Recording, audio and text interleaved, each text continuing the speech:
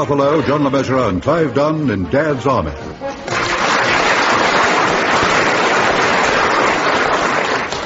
The Great White Hunter, featuring John Lorry, Arnold Ridley and Ian Lavender, with this week's guests Larry Martin, Pearl Hackney, Elizabeth Morgan and Fraser Carr.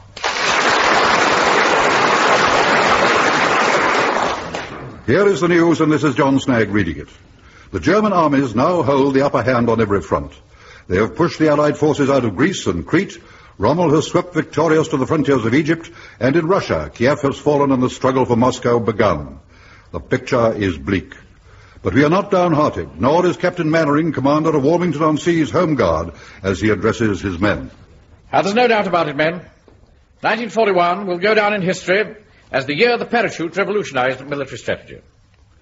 Mind you, I saw it coming years ago, but no one would listen to me. I can recall as long ago as 1936. Elizabeth and I were on holiday at Bognor Regis, and I went up for a 5-shilling trip in a biplane.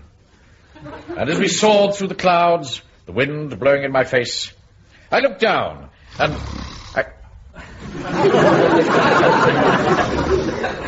You've got free a nudge, Pike. Yes, Mr. Mannering. It's no good, he won't wake up. Oh, never mind. Where was I? Oh, yes. I looked down, and the idea came to me. Parachute troops. As soon as we got back to the to the hotel where we were staying, I wrote a long letter to the War Office, explaining my entire plan. And believe it or not, gentlemen, I never even got a reply. Just like our great leader, Winston Churchill, I was shouting in the wilderness, "Wake up, England!" Oh, dear. What's happened? Have I missed anything? Nothing. Absolutely nothing. Now, men, I expect you're wondering where all this is leading. If he doesn't hurry up, it's going to lead to us not getting a drink. Blather, blather, blather. Well, today I've received a memo from the War Office that has been sent to all Home Guard units. Now, I'm going to read it to you. To all ranks of the Home Guard. In order to create alarm and confusion, the enemy has recently been dropping numerous empty parachutes in the southern counties. In future, all parachutes found must be reported at once to GHQ. Permission to speak, sir? Yes, Jones. What happens if one of our airmen jumps out by parachute, and then when he lands, he takes it off and walks away, and we come along and see the parachute, but we do not know it is his, because he has walked away previous?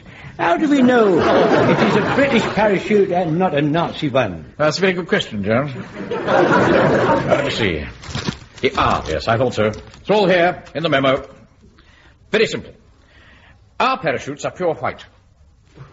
Nazi parachutes are a dirty, off-white, creamy colour. Just what one would have guessed, of course. Well, there's your answer, Jones. If it's not white, it's not one of ours. Thank you, sir. Now, as you know, Hess landed in this country by parachute some time ago, so it's quite obvious that the rats are leaving the sinking ship.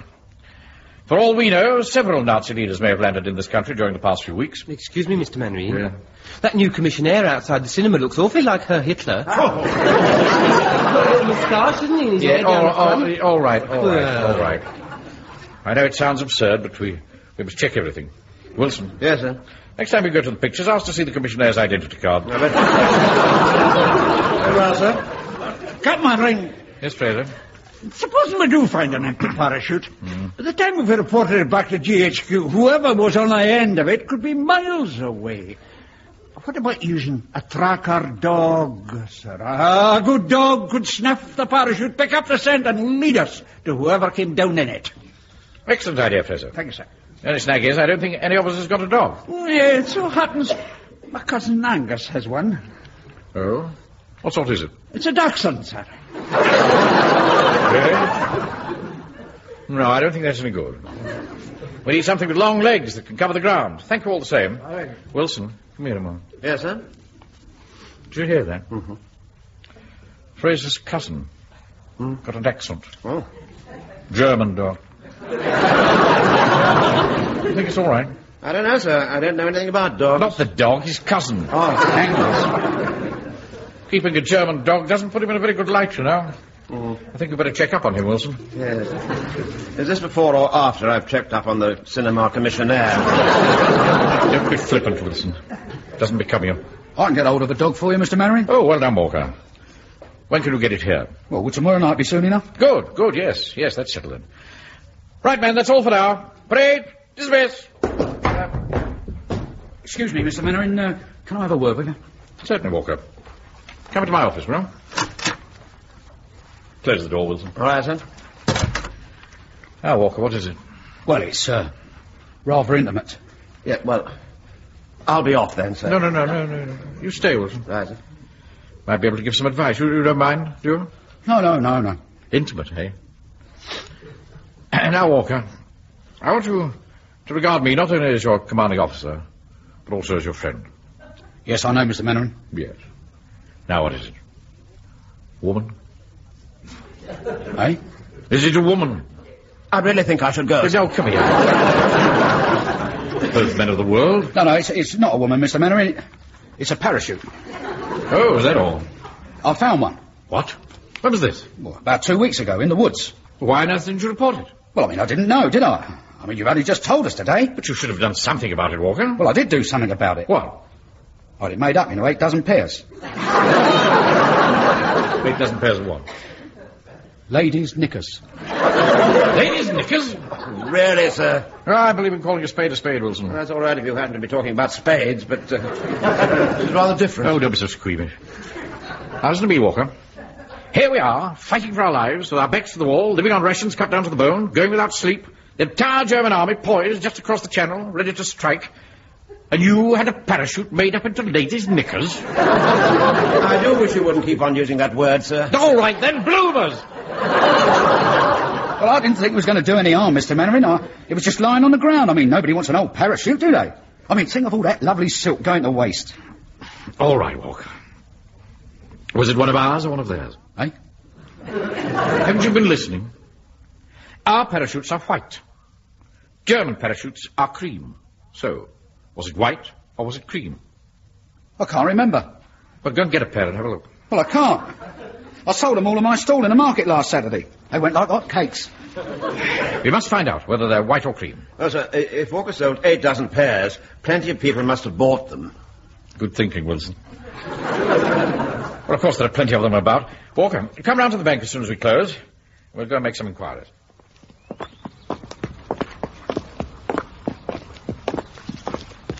Right, now, this looks like a fairly typical street.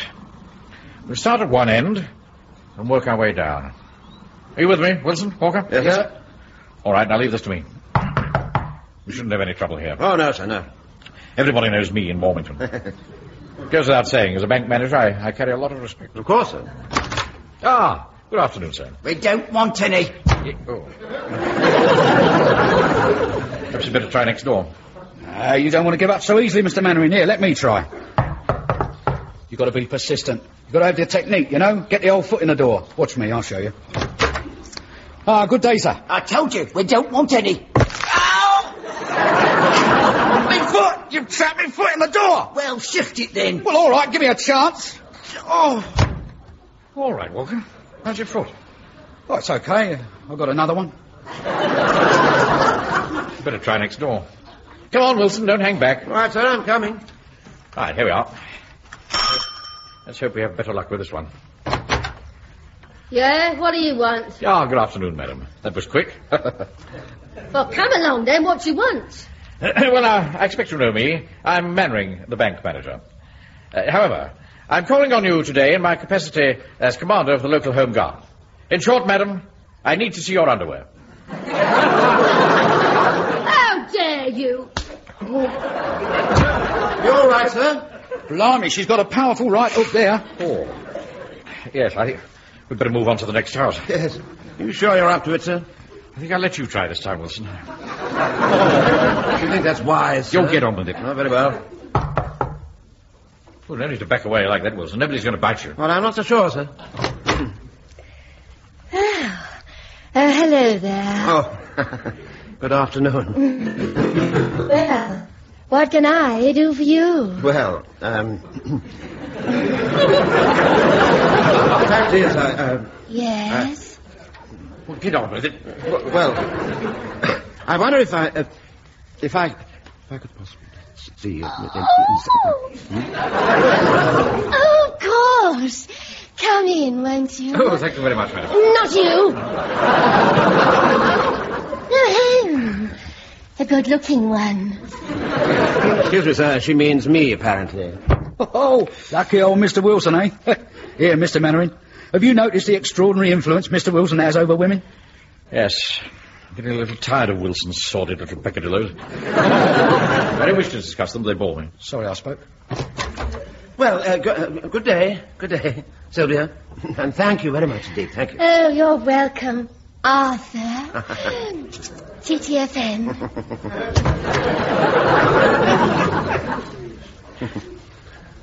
Well, come on. Take that smirk off your face. Tell me, are they cream or are they white? Actually, sir, they're blue. In future, you better leave this to me, Wilson. Come on. Well, I was only carrying out your orders, sir. Right. I'll try here. Surely we're about to have some luck here. It's very quiet, Mr. Mannering. There doesn't seem to be anybody at home. Hold on, I'll have a squint through the letterbox. Here, there's a little boy standing in the hall, Mr. Mannering. Hello, little boy. Is your mummy at home? No, she's not. No? He's all alone in the house, Mr. Mannering. Well, that's no good, is it? Hold on, I've got an idea.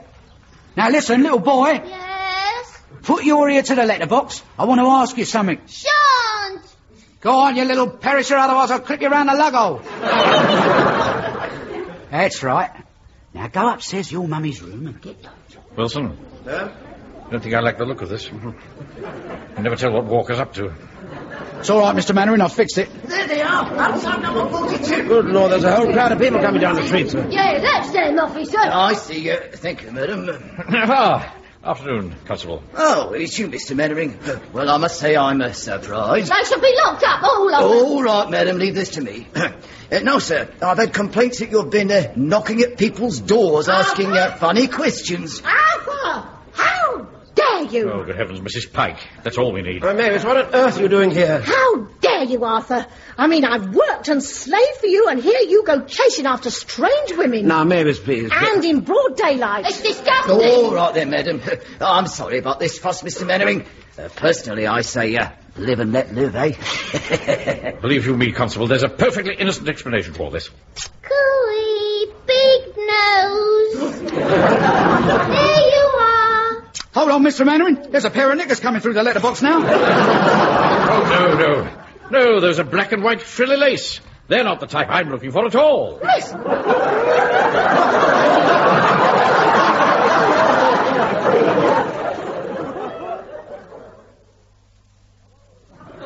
Now, pay attention, men. Now, while we're waiting for Walker and the tracker dog, I shall continue my lecture on communications. In modern warfare, these are absolutely vital. So I sent a very firm letter to the War Office demanding wireless sets without further delay. What happened about that very firm letter you sent demanding a Bren gun? We're not discussing guns now, Wilson. So until Whitehall does supply us with wireless sets, we shall just have to practice with improvised ones. Now, these are in front of you. And you will observe they consist of 2 tin cans connected by a length of string. So if you'll just pick them up.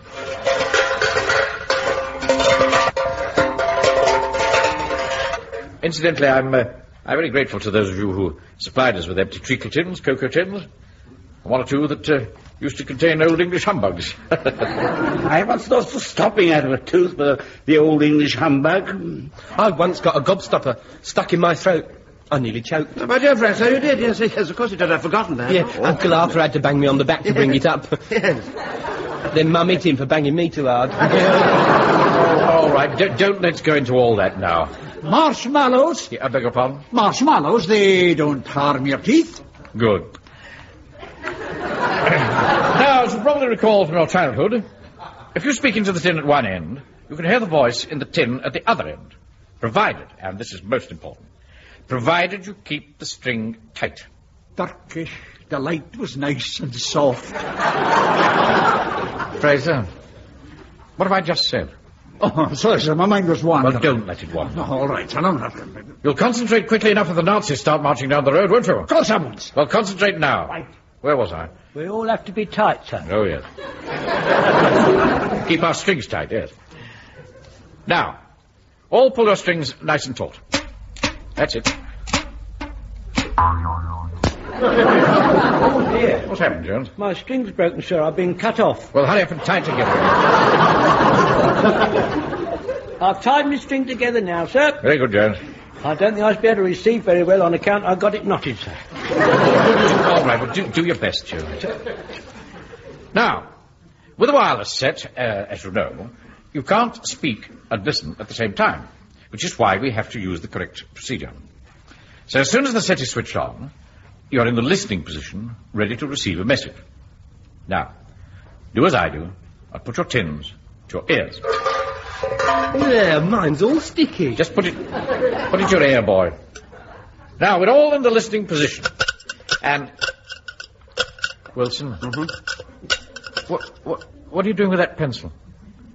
You don't have to write the message down. No. I'm not writing anything down, sir.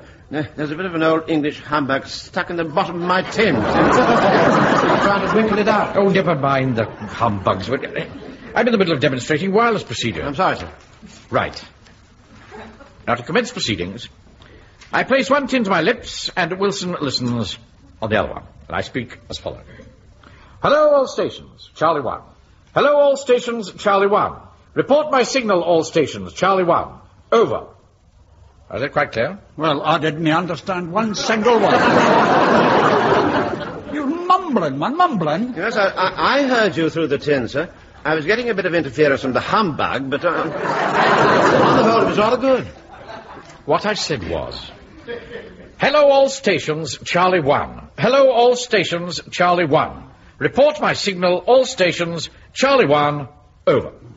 Mr. Mainwaring? Yes? What's Charlie 1? Wilson is Charlie 1, but I use his call sign. How do we know who's who, then? Well, it's quite simple, really. I'm saying hello to all of you. You, Wilson, are Charlie 1, you, Fraser, are Charlie 2, Pike is Charlie 3, and so on. But if you're trying to talk to me, why don't you say hello, Charlie 2? Because that's what you say when you talk to me. You say, hello, Charlie 2. You mean I say hello to me? No, you say hello to me. Hey, why don't you say hello, Charlie 1? Well, because they don't do it like that. Oh, for goodness. Mainwaring? Are we all Charlies, then? For the time being, we'll imagine that everyone is headquarters. And so we'll all say, hello, Charlie 1. Captain Mainwaring, my name really is Charlie.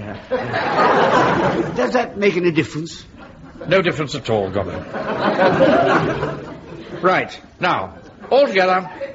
1, 2, 3. Hello, all stations, Charlie 1. Hello, all stations, Charlie 1. Report my signal, all stations, Charlie 1. Not bad at all. Permission to speak, sir.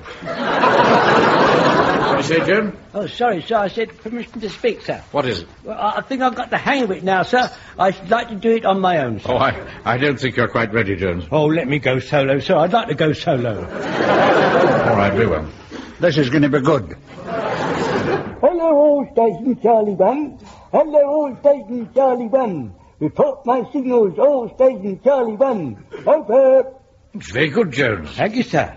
In fact, it was absolutely correct. Well done. Thank you, sir. You see, Pikey, they all thought I was going to get it wrong, didn't they? You did it beautifully, Mr. Jones. I'm not as big a fool as I look, you know. All right. Now, let's start again. Now, Steady, boy. Walker. All right, man, hold it for a minute. Here you are, Mr. Mainwaring. One tracker dog as ordered. Not an unusual-looking dog, Walker.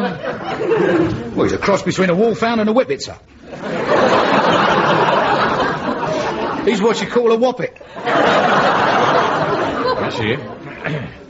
By the way, did you manage to track down any of those, No, I'm sorry, sir.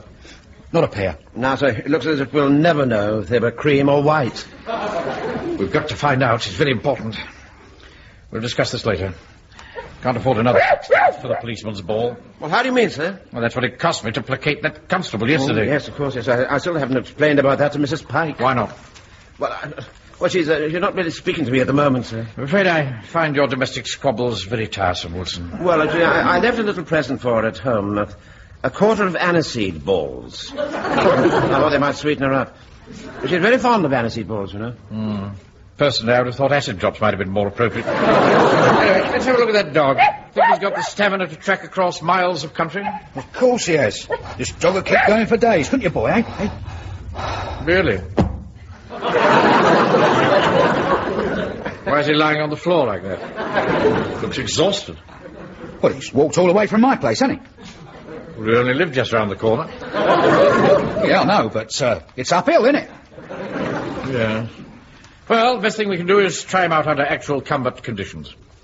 See what he's like as a trekker. All right, men, put your wireless sets down. Hurry up and ground your tin cans, do as the captain said. Now pay attention.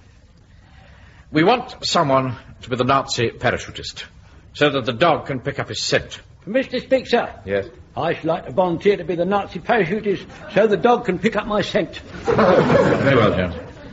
Right, Walker, take the dog and the rest of the platoon outside, and as soon as Jones has laid the scent, I'll blow the whistle. Right you are, Mr. Mannering. Come on, lads. If that dog can do the job, Wilson, he's going to be a great asset to this platoon. Yeah, it's an awfully nice dog. Arthur! What's going on? Oh, no, Mavis, how are you? I've just seen that horrible dog outside. Oh. You're not to let it go anywhere near Frank? It's quite harmless. You can catch some very nasty things from those mongrels. It's not a mongrel, Mrs. Pike. It's our trekker dog. Anyway, Frank's not to go near it. Do you hear? I am running this platoon, Mrs. Pike, and I shall decide that. I must ask you to leave. This is none of your business. It'll be my business if it starts Frank's hay fever up again. He's allergic to dogs. You really will have to speak to her, Wilson. I can't have these constant interruptions. All right, sir, yes. Right, now, Jones. Yes, Mr. Manred? I want you to imagine that you've just been dropped by parachute. What do you think you ought to be, Wilson? Nazi war leader who's come to give himself up? Spy? Or a saboteur? Oh, I don't know. Saboteur, no? Well, try and show some enthusiasm. You'd better be a saboteur, Jones. And you've landed by parachute to blow up a key position. Very well, sir. Now take your jacket off. What for, sir? So that the dog can pick up your scent. Oh, right, sir. Right. There we are, sir. Right. Ach, so, this is Warmington on sea. Even haben the guns and foots mit der Gefäßen. Just a minute. Jones, just a minute. Why are you saying it with your hand on your hip? Well, I'm a continental saboteur, sir. Oh, I see. I think I will blow up a key position. I think I will blow up the bank. You better make it the town hall. Very well. I think I'd better blow up the town hall. Here's my jacket, sir. Thank you. I must be off now before I am spotted. Ich will go over the roadie. Is it all right if I go through your office, sir? Yeah, yes, get on with it. Right, sir. Yes, sir. I'm going, sir. Captain Manning, sir. What is it now, Jones? I've made the smell in your office, sir. Thank you, Jones. I shall now go and make a further one up the tower steps. Get on with it. Right, sir. I'm going now, sir. It's gone up to the bell tower, sir. Good. I'll get the trackers in. We're ready, sir. Right. Have you got a strong enough leash on that dog, Walker? We don't want him breaking free and savaging Jones. Don't worry, Mr. Mannering. I've got him well under control. Hey, it's off me. Get him off! He's going for my throat! Down, boy, down, boy. Get him off! Quiet, boy, quiet. Oh, sick. He nearly had me over then. What's the matter with him? Well, there must be something on you he can smell. I don't think what that could be. Just a minute, son. I did spill a wee drop of embalming fluid on my jacket this afternoon when I was working. Oh, that must be it then. He's got a nose like a bloodhound, this one. Yes, well, take care, Walker. We don't want the whole platoon torn to shreds. Now then, here's Jones' jacket. Let's see if the dog can pick up the scent. Okay. Here, boy, have a sniff of that. Go on. He's see. Come on. We're off. That's it, boy. Go Look on. at that, sir. Look at that. Straight into your office. They're coming out again. Where's he going now? Oh, it looks as if he's making for the bell tower. Jones must be going there. Come on. Right, Joe, he's picking up the scent well, Wilson. Oh, awfully good, sir, yes. Arthur. Oh, it's you, Mavis, is it? I wish you wouldn't creep up on me like that, you know. Don't be silly. I wasn't creeping up on you. Mrs. Pike, you here again? I thought you were going home. Well, I was. Then I remembered what I came in for in the first place. I wanted to thank you for the aniseed balls. Oh, it was a lovely thought, Arthur. No, it was nothing, really. Would you like one? Well, no, thanks, no. Mr. Mannering, would you like one? No, thank you, Mrs. Pike. A little early in the day for me. Oh, Anyway, I'm on duty. Captain Mannering, sir. First to speak, sir. Yes, Joan. I've blown up the town hall, sir. Well done. Permission to leave your office, sir? Oh, yes. Thank you, sir. Quick, boys! Jones has gone into the office. Yeah, come on, lads. He's in the office. After him, boy. Go on. Hold on, boy. Where are you going? Jones is in the office, not over there. Whoa, boy! that nasty dog's coming straight for me. Oh, don't be silly, Mavis. He's after Jones, not you. Oh, stop him, Arthur, stop him! All right, Steady, boy, steady. Control that dog, Walker. I can't, Mr. Mannering. He's picked up the scent of something. Oh, he's after my aniseed balls. Oh, he'll have me over, I know he will. Mavis, are you all right? No, I'm not. Here, help me up. All right, Mavis, all right. Hold on to my hand. Look, that'll have to wait. Wilson, get rid of those aniseed balls. All right, sir, right. Frank, throw these out of the window. All right, Uncle Arthur. Go on. Get off, you horrible thing. Go on, shoot. Now, Mavis, please, for heaven's sake, don't please just lie there like that and please straighten your dress. I mean, you're showing all your, what do you call Knickers, it? What? Mr. Mannering. Yeah. Knickers. I beg your pardon, Walker? Well, seeing Mrs. Pike on the floor like that, it's just reminded me. I sold her the last pair of knickers, and they're white. So they are. Thank goodness, the parachute was one of ours.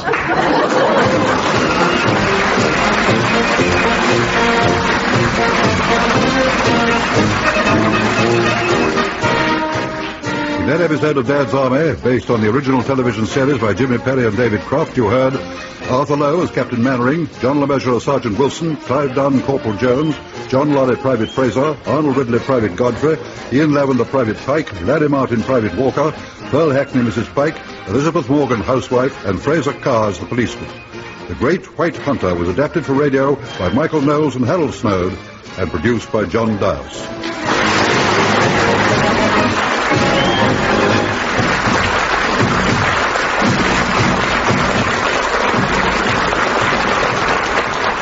Now next week.